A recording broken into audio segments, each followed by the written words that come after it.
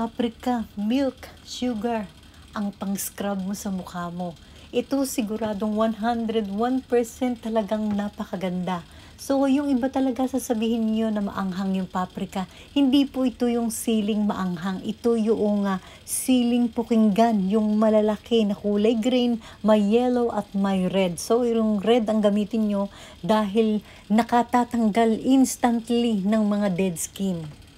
So, itong tatlong ingredients na to ay paghalo-haluin mo lang at tingnan nyo kung ano yung gusto nyong texture. Kung gusto nyo ba yung malapot or medyo tuyo-tuyo ng konti, nasa sa inyo. Tansyahin nyo na lang, pero mas maraming paprika powder ay mas maganda.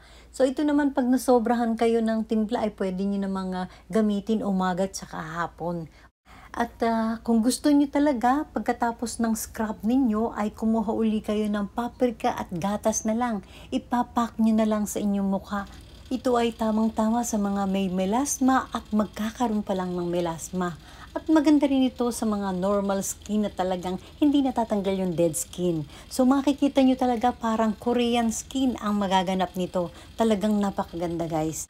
Pagkatapos nyong mag-pack, kumuha kayo ng hot wet towel at ilagay ninyo sa inyong muka. At pagkatapos ng hot wet towel, mag-lotion na kayo at huwag nyong kalilimutan ang maglagay ng sunblock na mayroong tatak na SPF 50++.